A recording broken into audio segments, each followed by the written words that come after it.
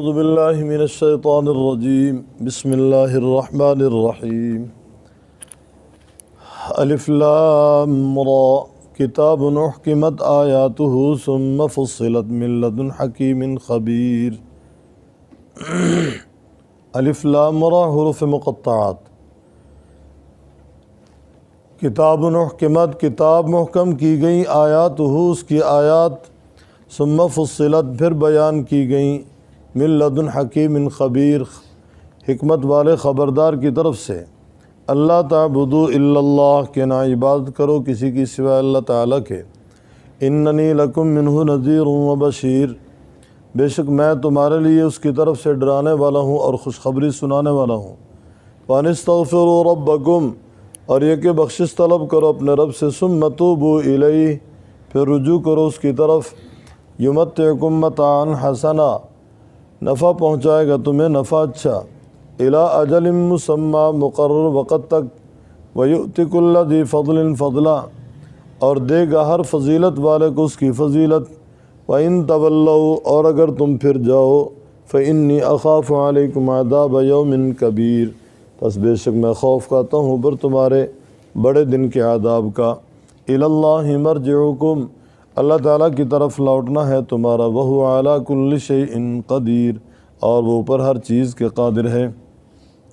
الا انہم یثنون صدورہم، خبردار بے شک وہ دوہرا کرتے ہیں اپنے سینوں کو، لیستخفوا منہ، تاکہ وہ چھپ جائیں اس سے، الا حین یستغشون ثیابہم، خبردار جس وقت وہ اوڑھتے ہیں اپنے کپڑے، یستغشون بدلتے ہیں اپنے کپڑے، یعلم ما یسرون وما یعلنون، جانتا ہے جو وہ چھپاتے ہیں اور جو وہ ظاہر کرتے ہیں۔ انہ علیم بذات الصدور، بے شک وہ جاننے والا ہے سینوں کی باتوں کو۔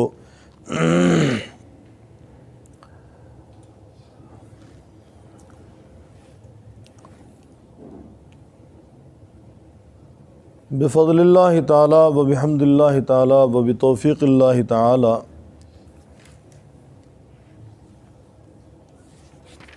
سورہ یونس تک ہماری 10 صورتیں مکمل ہو چکی ہیں۔ ترتیب تلاوت میں جس صورت کا آغاز کرنے والے ہیں، صورت کا نمبر ہے 11،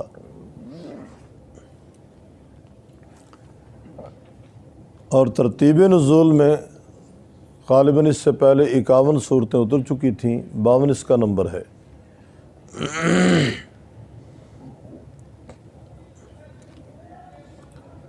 یہ صورت ہجرت سے پہلے مکی دور میں نازل ہوئی۔ اس صورت کا نام سورہ ہود، نوح علیہ السلام کے بعد قوم عاد کی طرف اللہ تعالیٰ نے حضرت ہود علیہ السلام کو بھیجا،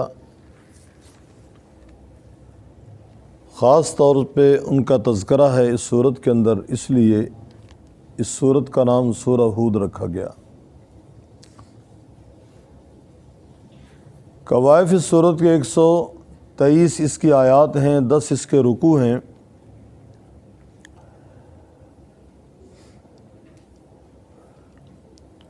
ایک 1625 اس کے کلمات ہیں، 6905 اس کے حروف ہیں۔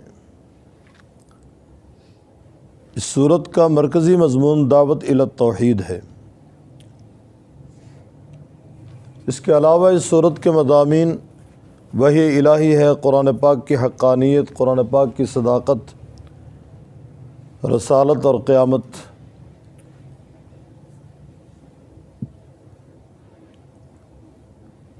حروف مقطعات سے صورت کا آغاز ہے، الف لام را۔ مقطعات کے بارے میں پہلے بھی گفتگو ہو چکی، یہ اللہ تعالیٰ کے صفاتی ناموں کے مخفف ہیں۔ مثال کے طور پہ الف سے اللہ، لام سے لطیف، را سے رؤوف یا رحیم۔ صاحب جلالین تو فرماتے ہیں اللہ عالم بمرادہ بذالک، اللہ تعالیٰ اس کی مراد کو جانتے ہیں۔ بہرحال یہ مقطعات قرآن پاک کا حصہ ہیں۔ جس طرح محکمات متشابہات پہ ایمان لانا ضروری ہے، مقطعات پہ ایمان لانا ضروری ہے۔ اور یہ بھی آپ سن چکے ہیں کہ مقطعات بطور چیلنج کے ہیں، جن لوگوں نے قرآن پاک کو مفتر کہا، امام الانبیاء صلی اللہ علیہ وسلم کو مفتری کہا، اللہ تعالیٰ نے ان لوگوں کو چیلنج کیا، قرآن پاک اگر محمد رسول اللہ بنا سکتے ہیں تم بھی بنا لو، تم بھی صاحب لسان ہو، عرب والوں میں سے ہو، پورا نہیں لا سکتے تو 10 صورتیں لے آؤ، نہیں تو 1 صورت لے آؤ، بقرہ نہیں، سورہ اخلاص، سورہ نصر، سورہ عصر جیسی لے آؤ، سورہ کوثر جیسی لے آؤ۔ صورت بھی نہیں لا سکتے، محکمات، مقطعات، متشابہات، نہیں تو مقطعات میں سے کوئی آیت ہی لے آؤ۔ الف لام را، الف لام میم را، حامیم، قاف، نون، طاسین، طاسیم، میم، یہ سب حروف مقطعات ہیں۔ جس طرح محکمات متشابہات کے پڑھنے سے ہر نیکی پہ، ہر حرف پہ 10 نیکیوں کا وعدہ ہے، اس طرح یہاں بھی الف لام را 3 حروف ہیں، الف پہ 10 نیکی ہیں، لام پہ 10 نیکی ہیں، را پہ 10 نیکی ہیں، اور اللہ تعالیٰ کے خزانے ہیں، اللہ تعالیٰ دینے والے ہیں۔ اگر الف 3 کا مجموعہ مانے تو 30 نیکیاں وہ ہیں، لام 3 کا مجموعہ مانے تو 30 نیکی یہ ہیں، اور را 2 کا مجموعہ مانے تو 20 نیکیاں یہ ہیں، گویا 80 نیکیاں اس پہ ہو گئیں۔ جس طرح الف لام میم، وہاں الف 3 کا مجموعہ 3 سے مرکب ہے، حمزہ لام فا، لام الف فا میم، میم یا میم، وہاں 90 نیکیاں اللہ تبارک و تعالیٰ دے رہے ہیں، ہم لینے والے ہیں یا نہیں ہیں۔ گویا جس طرح محکمات پہ برکات کے نزول کا وعدہ ہے، مقطعات کے پڑھنے پہ بھی اللہ تعالیٰ کی طرف سے رحمتوں کے، برکتوں کے نزول کا وعدہ ہے۔ کتاب احکمت آیاتہ ثم فصلت من لدن حکیم خبیر، یہ کتاب ہے محکم کی گئی اس کی آیات، محکم کا معنی ہے اٹل، مضبوط کی گئیں، ثم فصلت من لدن حکیم خبیر، پھر بیان کی گئی ہیں حکمت والے خبردار کی طرف سے۔ حکیم، خبیر، یہ اللہ رب العزت کی صفات ہیں۔ ایسا حکیم کہ اس کے کسی کام کو کوئی چیلنج نہیں کر سکتا، ایسا خبیر اس سے کوئی چھپ نہیں سکتا، ہر ایک کی خبر اسے ہے اور ہر کام اس کا حکمت کے مطابق ہے۔ اللہ تعبدوا الا اللہ، تمام انبیاء علیہ الصلوۃ تسلیمات کا پہلا سبق توحید کا ہے۔ گویا انہوں نے اپنی قوموں سے مخاطب ہو کر ایک اللہ تعالیٰ کی ذات کی طرف ان کو متوجہ کیا۔ یا قوم اعبدوا اللہ ما لکم من الہ غیرہ، اے قوم عبادت کرو اللہ تعالیٰ کی نہیں تمہارے لیے اس کے سوا کوئی معبود۔ توحید کے 2 پہلو ہیں، مثبت اور منفی۔ اعبدوا ربکم، اپنے رب کی عبادت کرو، لا تعبدون الا اللہ، اللہ تعالیٰ کے سوا کسی کی عبادت نہ کرو۔ مفہوم ایک ہی ہے، اللہ تعبدوا الا اللہ، کہ نہ عبادت کرو کسی کی سوا اللہ تعالیٰ کے۔ یہ بھی منفی پہلو ہے توحید کا کہ اللہ تعالیٰ ہی عبادت کے لائق ہیں، عبادت بدنی ہو، عبادت مالی ہو، اور عبادت گویا کہ لسانی ہو۔ ہم التحیات پڑھتے ہیں، التحیات للہ والصلوات والطیبات، التحیات للہ تمام قولی باتیں، والصلوات تمام بدنی باتیں، والطیبات تمام مالی باتیں اللہ تعالیٰ ہی کے لیے ہیں۔ امام الانبیاء صلی اللہ علیہ وسلم سے اللہ تعالیٰ کہلوا رہے ہیں کہ آپ اپنی امت کو یہ سنا دیں، قل ان صلاتی و نسکی و محیای و مماتی للہ رب العالمین۔ پیغمبر اللہ تعالیٰ کے معصوم ہیں، اللہ کے معصوم پیغمبر ہیں، اللہ کے محبوب پیغمبر ہیں، اس کے باوجود حضور فرما رہے ہیں میری نماز، میری قربانی، میرا جینا، میرا مرنا اللہ تعالیٰ ہی کے لیے ہے۔ تمام انبیاء کا پہلا جو سبق اپنی اپنی امتوں کو انہوں نے دیا وہ یہی اللہ تعبدوا الا اللہ، کہ نہ عبادت کرو کسی کی سوا اللہ تعالیٰ کی۔ اننی لکم منہ نذیر و بشیر، میں تمہارے لیے اس کی طرف سے ڈرانے والا ہوں، بشیر خوشخبری سنانے والا ہوں۔ فاستغفروا ربکم، کتنی بھی کوئی اللہ کی حمد اور تسبیح کہنے والا ہو اور کتنی بھی وہ عبادت کرنے والا ہو، فرضی، واجبی اور نفلی، آخر کہیں نہ کوئی کمی ضرور ہو جاتی ہے جس پہ استغفار کرنا ضروری ہے۔ امام الانبیاء صلی اللہ علیہ وسلم تمام انبیاء کے امام ہیں، سارے انبیاء آپ کے مقتدی ہیں، اور اکمل ترین بشروں میں بشر ہیں، انسانوں میں انسان ہیں۔ آپ صلی اللہ علیہ وسلم کو اللہ تعالیٰ نے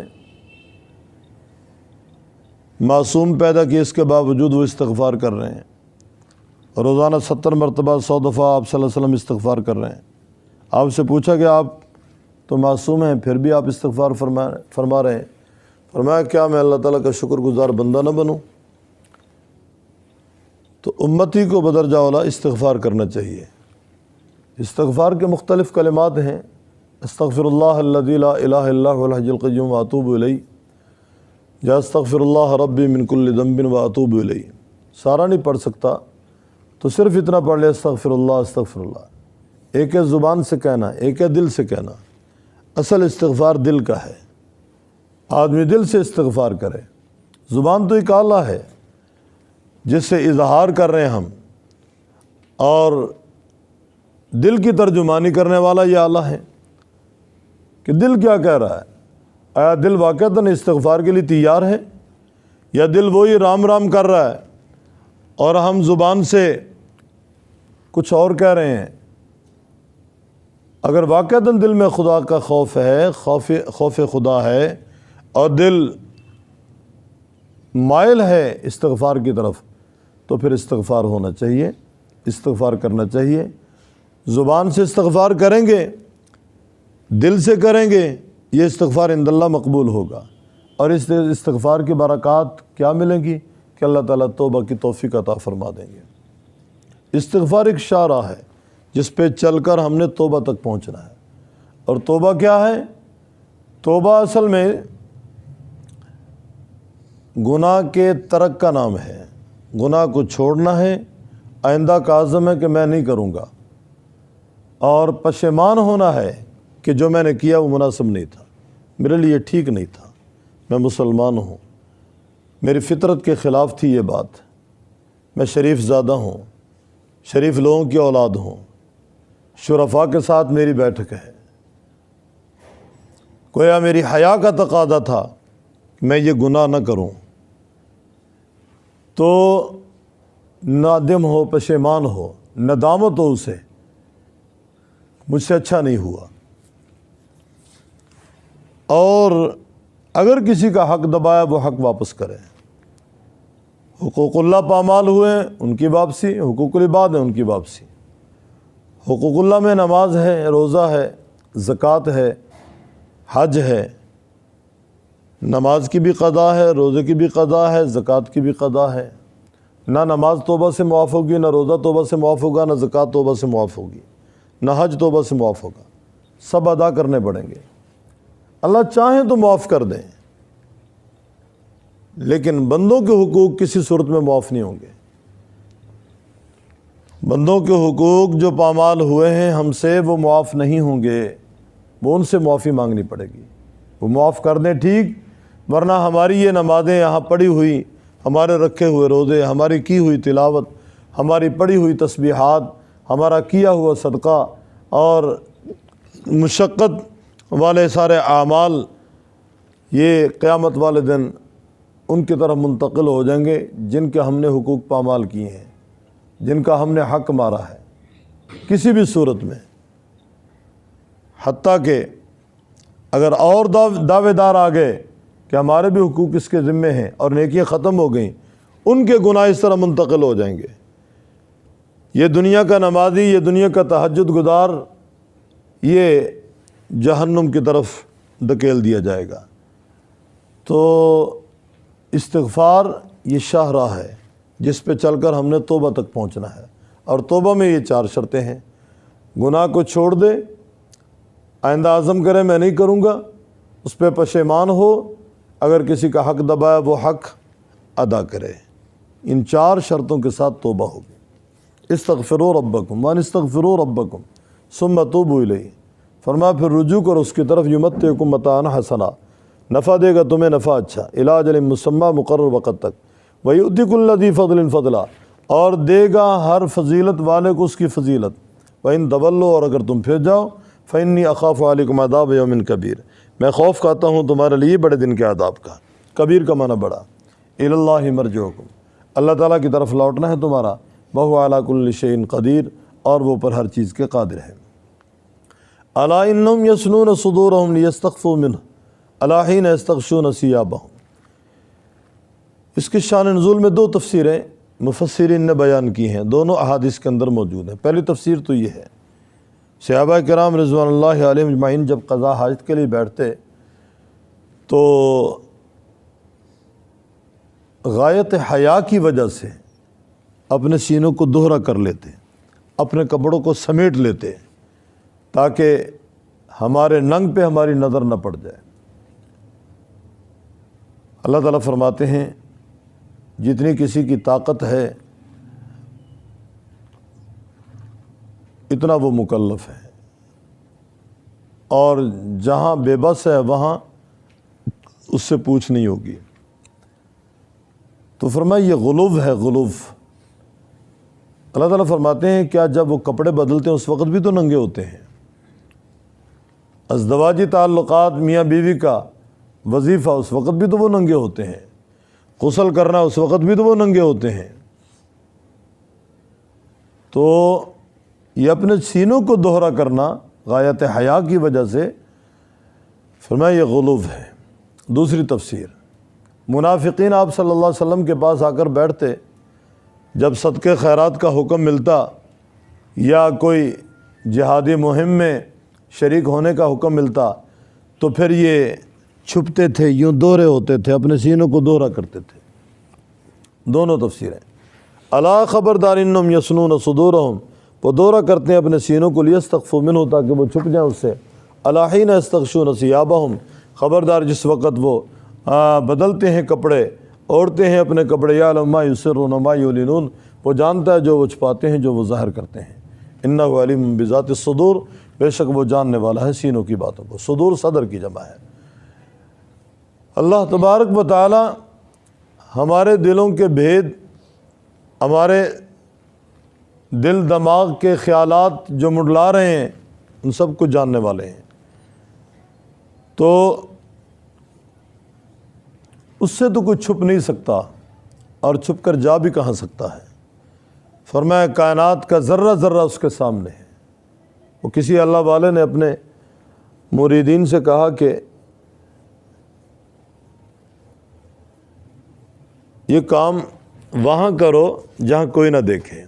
2 مریدین سے کہا مرغ ذبح کرنا ہے، ایک کو کہا وہاں ذبح کر کے لاؤ جہاں کوئی نہ دیکھے، دوسرے سے بھی اسی طرح کہا، ایک تو اسی طرح واپس آ گیا۔ اس نے کہا مجھے کوئی مقام نہیں ملا جہاں میں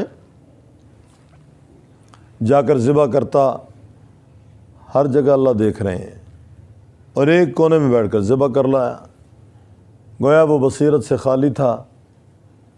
اس نے کہا کوئی بھی نہیں تھا، بس کونا خالی تھا، میں نے ذبح کر دیا۔ دوسرا سمجھدار تھا، اس نے کہا نہیں، اللہ ہر جگہ دیکھ رہے تھے، میں اللہ سے پوشیدہ نہیں تھا، لہذا مجھے کوئی مقام کو کونا نہیں ملا جہاں میں چھپ کر اس کو ذبح کر سکتا۔ حضرت عمر یا حضرت عبداللہ بن عمر رضی اللہ عنہما کتابوں میں یہ واقعہ نقل کیا ہے کہ گشت پہ نکلے، ایک چرواہا بکری چرا رہا تھا، غالباً حضرت عمر کا واقعہ،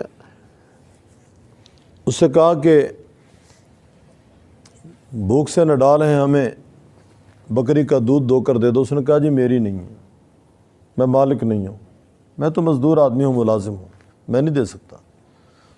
انہوں نے کہا کہ کون سا یہاں مالک تیرے پاس موجود ہے، پیسے ہم سے لے لو، ایک بکری ہمیں دے دو۔ تو فوراً وہ بولا، کہنے لگا فَأَيْنَ اللَّهُ، اگر مالک نہیں تو اللہ کہاں ہے؟ اللہ تو ہے نا۔ یہ امتحان تھا اس شخص کا، اور اسے نہیں پتہ تھا یہ امیر المؤمنین ہے حضرت عمر رضی اللہ تعالیٰ عنہ۔ آج بھی اگر ہم یقین کر لیں کہ اللہ تعالیٰ ہمارے ساتھ ہیں اور ہمارا کوئی بھی عمل اللہ سے پوشیدہ نہیں ہے، تو پھر گناہ سرزد نہیں ہوگا۔ پھر آنکھ کا گناہ، کان کا گناہ، ہاتھ کا گناہ، زبان کا گناہ نہیں ہو سکے گا۔ گناہ اس وقت ہوتا ہے جس وقت ہم یہ سمجھتے ہیں کہ ہمیں کوئی نہیں دیکھ رہا، ہم سب کو دیکھ رہے ہیں، ہمیں کوئی نہیں دیکھ رہا، اس وقت گناہ آدمی کرتا ہے۔ اور اگر یہ یقین ہو جائے کہ نہیں کوئی دیکھے نہ کوئی دیکھے یا نہ دیکھے، اللہ تو دیکھ رہے ہیں نا، میں اللہ تعالیٰ کے سامنے ہوں، میری ہر پوزیشن اللہ رب العزت کے سامنے ہے، میرا دن میری رات اللہ تعالیٰ کے سامنے ہے، میں روشنی میں ہوں تب بھی اللہ تعالیٰ کے سامنے، میں اندھیرے میں ہوں تب بھی اللہ رب العزت کے سامنے ہوں، میری خلوت میری جلوت اللہ رب العزت کے سامنے ہے، تو پھر گناہ سرزد نہیں ہوگا۔ پھر اس کے سارے یہ اعضاء اللہ کی عبادت میں مصروف رہیں گے۔ انہ علیم بذات الصدور، فرمایا وہ جاننے والا ہے سینوں کی باتوں کو۔ الف لام را حروف مقطعات، کتاب احکمت آیاتہ، کتاب یہ کتاب وہ ہے محکم کی گئی اس کی آیات، ثم فصلت من لدن حکیم خبیر، پھر بیان کی گئی حکمت والے خبردار کی طرف سے۔ اللہ تعبدوا الا اللہ، کہ نہ عبادت کرو کسی کی سوائے اللہ تعالیٰ کے۔ اننی لکم منہ نذیر و بشیر، میں تمہارے لیے اس کی طرف سے ڈرانے والا ہوں اور خوشخبری سنانے والا ہوں۔ وان استغفروا ربکم، اور یہ کہ بخشش طلب کرو اپنے رب سے، ثم توبوا الیہ، پھر رجوع کرو اس کی طرف، یمتعکم متاعا حسنا، نفع پہنچائے گا تمہیں نفع اچھا، الی اجل مسمی، مقرر وقت تک، ویؤتی کل ذی فضل فضلا، اور دے گا ہر فضیلت والے کو اس کی فضیلت، وَإِن تَوَلَّوْا، اور اگر تم پھر گئے، فَإِنِّي أَخَافُ عَلَيْكُمْ عَذَابَ يَوْمٍ كَبِيرٍ، پس بے شک میں خوف کھاتا ہوں پر تمہارے بڑے دن کے عذاب کا۔ إِلَى اللَّهِ مَرْجِعُكُمْ، اللہ تعالیٰ کی طرف لوٹنا ہے تمہارا، وَهُوَ عَلَى كُلِّ شَيْءٍ قَدِيرٌ، اور وہ پر ہر چیز کے قادر ہے۔ أَلَا إِنَّهُمْ يَثْنُونَ صُدُورَهُمْ، خبردار بے شک وہ دورہ کرتے ہیں اپنے سینوں کو، لِيَسْتَخْفُوا مِنْهُ، تاکہ وہ چھپ جائیں اس سے، أَلَا حِينَ يَسْتَغْشُونَ ثِيَابَهُمْ، خبردار جس وقت وہ اوڑھتے ہیں اپنے کپڑے، يَعْلَمُ مَا يُسِرُّونَ وَمَا يُعْلِنُونَ، جانتا ہے جو وہ چھپاتے ہیں اور جو وہ ظاہر کرتے ہیں۔ إِنَّهُ عَلِيمٌ بِذَاتِ الصُّدُورِ، بے شک وہ جاننے والا ہے سینوں کی باتوں کو۔